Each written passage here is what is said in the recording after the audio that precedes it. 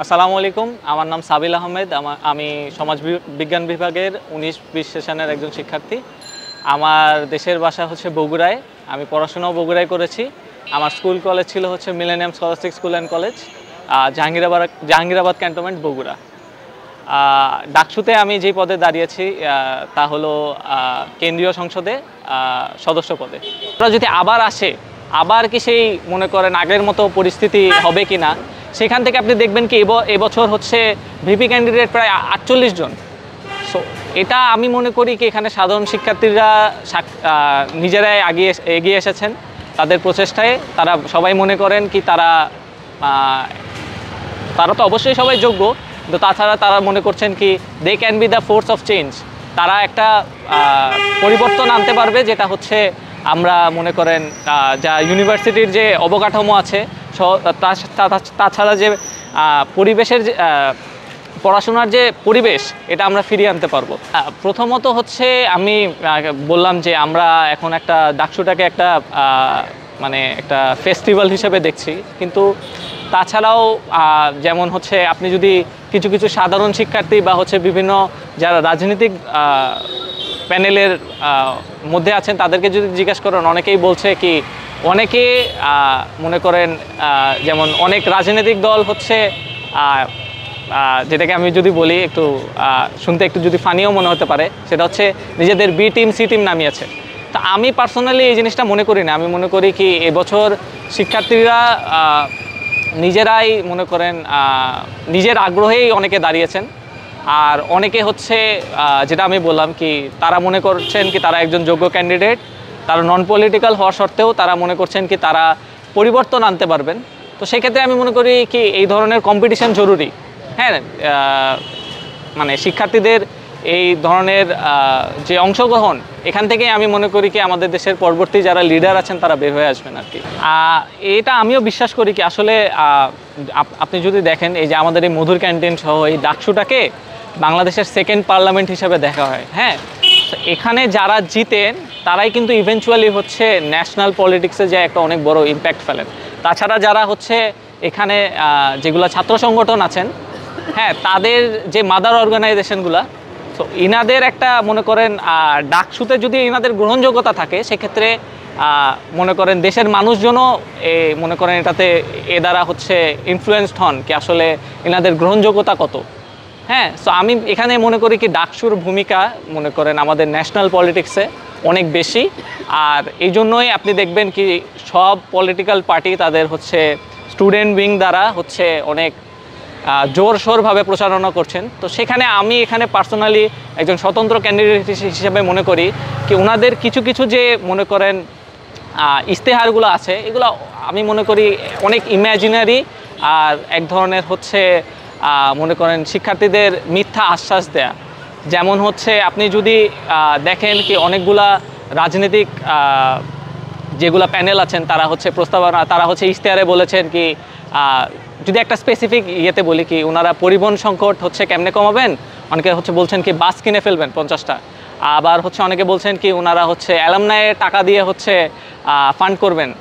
আমি এটা মনে করি কি এই ধরনের মনে করেন ইশতেহারগুলো অনেক অযৌক্তিক।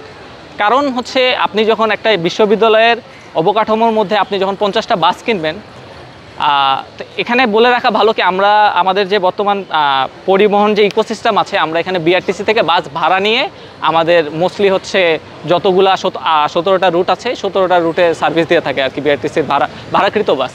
এখানে যখন আপনি বলছেন কি আমি 50টা বাস কিনবো, তাও আবার হচ্ছে আমাদের অ্যালামনাইয়ের টাকায় বা বিভিন্ন মাধ্যমে ফান্ড করে, তো আপনার এই চিন্তাটা থাকতে হবে কি আমি 50টা যদি বাস কিনি, ওই 50টা বাসের জন্য আমাকে কর্মচারী হায়ার করতে হবে, ওই কর্মচারীর আবাসনের ব্যবস্থা করতে হবে, বিভিন্ন এখানে অনেক বড় এটা একটা প্রক্রিয়া আর কি। তো এই ধরনের যে আপনি মনে করেন মিথ্যা আশ্বাস স্টুডেন্টদের দিচ্ছেন যে আমি বাস কিনে ফেলবো, যেটা পুরোপুরি আমি পার্সোনালি মনে করি কি অযৌক্তিক। এটা তো মনে করেন আমাদের ইউনিভার্সিটির সকল লেভেলের যে কর্মচারী আছেন সবাইকে ইউনিভার্সিটির আওতায় হতে আনতে হবে। ওনাদের হচ্ছে যে চাকরিটা হয় ওটা পার্মানেন্ট হয়, ওনাদের মনে করেন রিটায়ারমেন্টের পরে ওনাদেরকে পেনশন দিতে হয় না। এটা তো আমরা তো এই জন্যই বিআরটিসি থেকে নেওয়া কি সব দায়িত্ব বিআরটিসির, বাস বিআরটিসির, আমরা শুধু হচ্ছে প্রতি কিলোমিটার অনুযায়ী টাকা দিই বিআরটিসিকে। এটা অনেক ফিজিবল, আমাদের কাছে এফিশিয়েন্ট মনে হয়। তবুও এর মধ্যে হচ্ছে আমরা দেখি ভাড়া কমবে, কিন্তু এককালীন অনেক টাকা দিতে হবে আমাকে হচ্ছে আমার সব যতগুলো মনে করেন কর্মচারী আছে এদের হায়ার করতে হবে, এদের আবাসনের, আপনি দেখতেছেন কি আমাদের শিক্ষার্থীদের হচ্ছে আবাসনের ব্যবস্থা নাই, ইউনিভার্সিটি এটা ফুলফিলমেন্ট করতে পারে না। আপনি যখন 50টা বাস আরও কিনবেন বা লেটসে হচ্ছে 40টা বাস কিনবেন, ওই 40টা বাসের হচ্ছে 3 জন করে যদি কর্মচারী বা 2 জন করে যদি হয়, ওই 100 জনের পরিবারকে আপনাকে সাপোর্ট করতে হবে। তো এটা তো আসলে অনেক বড় একটা দায়িত্ব, তাই না? তো সেই ক্ষেত্রে থেকে আমরা মনে করি যে বর্তমান যে ব্যবস্থা আছে এটা যথেষ্ট, কিন্তু এটাকে আরও এফিশিয়েন্ট করতে পারি আমরা। কেমনি এফিশিয়েন্ট করতে পারি? আমরা দেখেছি কি কয়েকদিন আগে একটা নিউজে এসেছে কি আমাদের প্রতি মাসিক হচ্ছে বাসের তেলের পিছনে খরচ হচ্ছে প্রায় 5.5 লাখ টাকা। এই যে 5.5 লাখ টাকা খরচ হয়, এটার হিসাবটা যদি আমরা হচ্ছে মনে করেন পাবলিক করে দিতে পারি, তাহলে আমার মনে হয় এটা তো একটা মনে করেন আমরা বুঝতে পারবো কি বাসের মধ্যে অনিয়ম হচ্ছে কিনা, দুর্নীতি হচ্ছে কিনা। তো এটা তো একটা এফিশিয়েন্ট ওয়ে। কিন্তু আপনি যখন বলতেছেন আপনি 50টা বাস কিনবেন, আপনার মাথায় রাখা উচিত কি 50টা বাসের সাথে আমাকে আরও 100 জনের পরিবারকে সাপোর্ট করতে হবে। তো এগুলো তো মনে করেন অযৌক্তিক দাবি, কারণ হচ্ছে এখানে আপনি যখন 50টা বাস আমি মনে করি, আমি পার্সোনালি সদস্য হিসেবে দাঁড়িয়েছি, আমি মনে করি কি তাছাড়া আমি হচ্ছে একটা বাস রুটের প্রেসিডেন্ট হিসেবে দায়িত্ব পালন করছি। তো আমি তো গত 5 বছর ধরে বাস রুটের সাথে জড়িত, আমি তো জানি বাস রুটের কী কী সমস্যা। তো এখান থেকে যখন একজন এসে বলছেন কি আসলে 50টা বাস কিনলেই বিশ্ববিদ্যালয়ের যে বাস মনে করেন অনাবাসিক শিক্ষার্থীদের যে সমস্যা আছেন এটা সমাধান হয়ে যাবে, আমি মনে করি না, এটা সমাধান হবে না। এটা সমাধান হবে যখন হচ্ছে আপনি যে আমাদের পরিবহনের বাজেটটা আছে এটাকে আপনি সচ্ছলতা আনবেন, এর মধ্যে হচ্ছে আপনি এটাকে আরও এফিশিয়েন্ট করবেন। আপনি যখন হচ্ছে আমাদের যে ব্যয়ের খাতাটা আছে এটাকে, এই অদৃশ্য খাতাটাকে যখন আপনি শিক্ষার্থীদের সামনে নিয়ে আসবেন, দেখাবেন কি আচ্ছা ঠিক আছে আমি হচ্ছে তেলের খরচ আমার এত টাকা হচ্ছে, আমার বাস যে ইউনিভার্সিটির 20-25টা বাস আছে এটা রিপেয়ার করতে এত টাকা খরচ হচ্ছে, তখন আমরা বুঝবো কি আচ্ছা ঠিক আছে পরিবহন খাতে এই বাজেট হচ্ছে। আর তাছাড়া হচ্ছে পরিবহন খাতের যে বাজেটটা আছে ওটা যখন আপনি মানে এটা যখন অ্যানালাইজ করে দেখবেন কি আচ্ছা ঠিক আছে এটা 0.18% বর্তমানে আছে, এটাকে যদি আমি 0.2% করে দিই তাহলে হচ্ছে আমার যতগুলা শিক্ষার্থী আছে তারা হচ্ছে মনে করেন বাস রুটে এদের যাতায়াতে কোনো সমস্যা হবে না।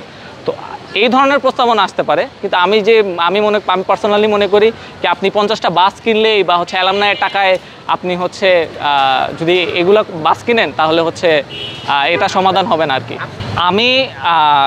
আমি সাবিল আহমেদ, আমি এটা বিশ্বাস করি যে আমি যদি সেন্ট্রালে সদস্য পদে যদি নির্বাচিত হই, আমি প্রথমত হচ্ছে পরিবহন খাতে যে মনে করেন একটা অদৃশ্য ব্যয়ের খাতা যে আছে এটা আমি স্টুডেন্টদের কাছে পাবলিক করে ফেলবো, যেখানে স্টুডেন্টরা দেখতে পারবে কি আসলে তাদের পরিবহন খাতে কি দুর্নীতি হচ্ছে কিনা, তাদের পরিবহন খাতে কোনো ধরনের অনিয়ম আছে কিনা। দ্বিতীয়ত হচ্ছে আমাদের যে টিএসসি আছে এই টিএসসির আপনি দেখবেন বিভিন্ন এরিয়া, যেমন হচ্ছে সুইমিং পুল এরিয়াটা পুরাই অকেজো। আমি হচ্ছে প্রশাসনের কাছে প্রস্তাবনা রাখবো কি এই এরিয়াটাকে কোনোভাবে হচ্ছে ডেভেলপ করে শিক্ষার্থীদের মনে করেন রিক্রিয়েশনের জন্য কোনো ব্যবস্থা করা যায় কিনা। আমি হচ্ছে আমাদের যে ইউনিভার্সিটিতে খাবার দাবারের যে ব্যবস্থা, আমি এটা মনে করি এটা কোনোভাবেও মানসম্মত না। আমি এখানে হচ্ছে খাবারের মান বৃদ্ধির জন্য যা যা করা প্রয়োজন সব কিছু করব।